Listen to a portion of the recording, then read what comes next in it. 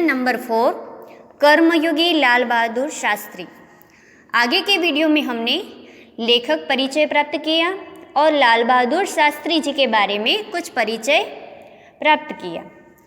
Text book में page number 20 पर तो हमने यहाँ तक ये लेसन देखा था कि शास्त्री जी अपने कर्म को ही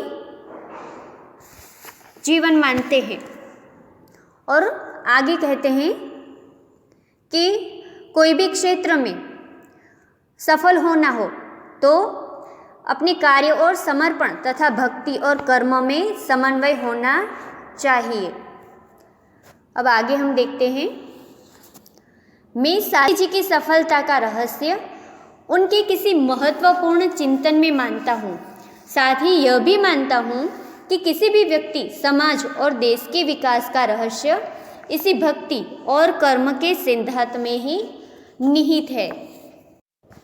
आगे हम देखें कि शास्त्री जी की विशेषताएं क्या क्या रही। एक तो कि वह कर्म को ही ईश्वर मानते थे। अब शास्त्री जी का संपूर्ण जीवन श्रम, सेवा, सादगी और समर्पण का अनुपम उदाहरण है। उनके ये गुण केवल उनके कार्यों और विचारों में ही अभिव्यक्त नहीं पाते थे, बल्कि उनको देखने से ही इन सभी भावों का एहसास हो जाता था। उनके अपने व्यक्तित्व में विचारों का अनोखा समन्वय था।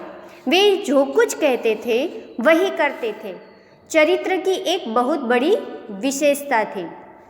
तो शास्त्री जी की सबसे बड़ी क्या विशेषता थी कि वो जो भी कहते वही करते। ऐसा नहीं कि कहते कुछ और करते कुछ। कई लोग बातें तो बड़ी बड़ी कर देते हैं पर करते कुछ नहीं। पर शास्त्री जी का व्यक्तित्व ही ऐसा था कि उन्हें देखकर ही सब को ये लगता कि ये कोई महान व्यक्ति है। उनके विचार, उनका चिंतन इतना बड़ा था जिसके कारण देशवासी उन पर इतना अधिक विश्वास करते थे और उन्हें चाहते भी थे।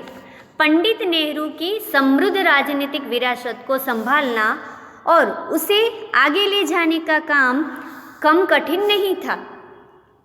तो जवाहरलाल नेहरू की मृत्यु के बाद वे स्वतंत्र भारत के दूसरे प्रधानमंत्री बने थे। इस पद पर वे केवल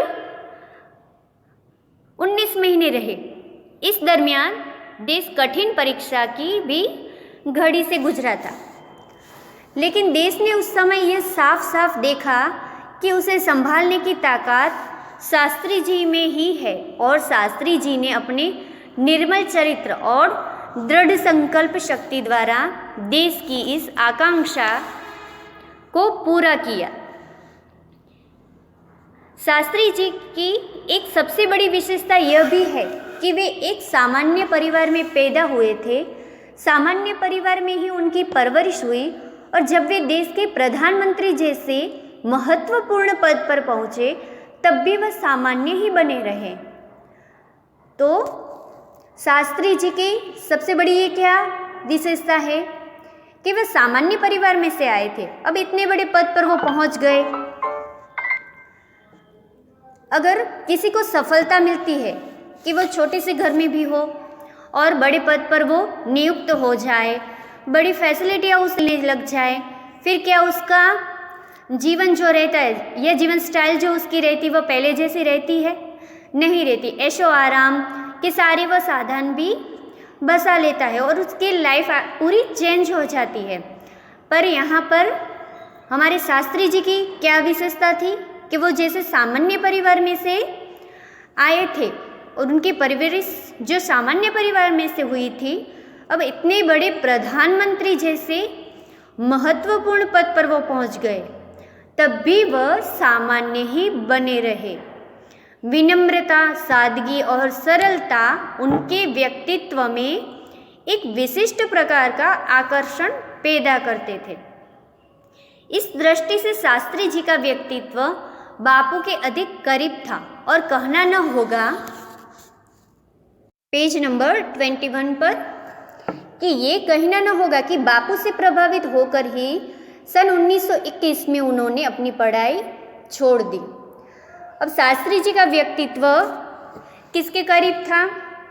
तो बापू यानी कि गांधी जी।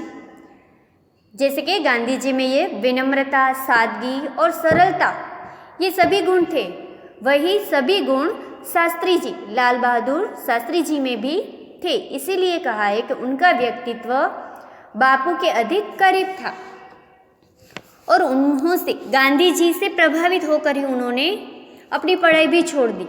शास्त्री जी पर भारतीय चिंतकों डॉक्टर भगवान दास तथा बापू का कुछ ऐसा प्रभाव रहा था कि वह जीवन भर उन्हीं आदर्शों पर चलते रहे और औरों को इसके लिए प्रेरित करते रहे। शास्त्री जी के संबंध में मुझे बाइबिल की वह उक्ति बिल्कुल सही जान पड़ती है कि विनम्र ही पृथ्वी के वारिस होंगे।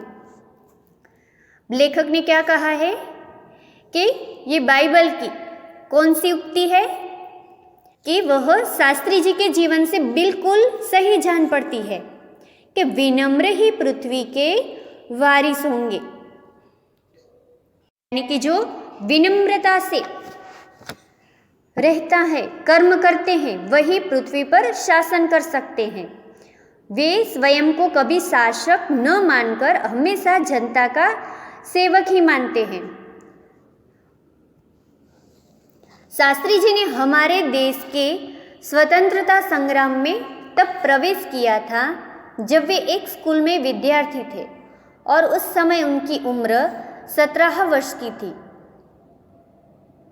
तो कितनी साल से शास्त्री जी ने स्वतंत्रता संग्राम में प्रवेश किया था कि उनकी उम्र तब 17 वर्ष की थी। गांधी जी के आह्वान पर वे स्कूल छोड़कर बाहर आ गए थे। इसके बाद काशी विद्यापीठ में उन्होंने अपनी शिक्षा पूरी की थी। उनका मन हमेशा देश की आज़ादी और सामाजिक कार्यों की ओर लगा रहा। परिणाम यह हुआ कि सन 1926 में वे लोक सेवा मंडल में शामिल हो गए, जिसके वे जीवन भर सदस्य रहे। तो यह कौन सी संस्था थी कि उसमें वह जीवन भर सदस्य रहे? लोक सेवा मंडल। और इसमें शामिल होने के बाद से शास्त्री जी ने गांधी जी के विचारों के अनुरूप अछूतोद्धार के काम में अपने आप को लगाया कि संस्था के द्वारा ही उन्होंने अछूतों के उद्धार का कार्यक्रम भी चलाया था। यहाँ से शास्त्री जी के जीवन का एक नया अध्याय प्रारंभ हो गया। सन 1930 में जब नमक कानून तोड़ो आंदोलन शुरू हुआ तो शास्त्री जी ने उसमें भाग लिया, जिसके परिणाम स्वरूप उन्हें जेल जाना पड़ा। यहाँ से शास्त्री जी की जेल यात्रा की जो शुरुआत हुई तो वह सन 1942 में भारत छोड़ो आंदोलन तक निरंतर चलती रही। इन 12 वर्षों के दौरान वे 7 बार जेल गए। इससे यह अंदाजा लगाया जा सकता है कि उनके अंदर देश की आज़ादी के लिए कितनी बड़ी ललक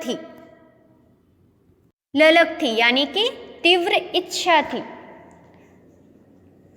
दूसरी जेल यात्रा उन्हें सन 1932 में किसान आंदोलन में भाग लेने के लिए करनी पड़ी।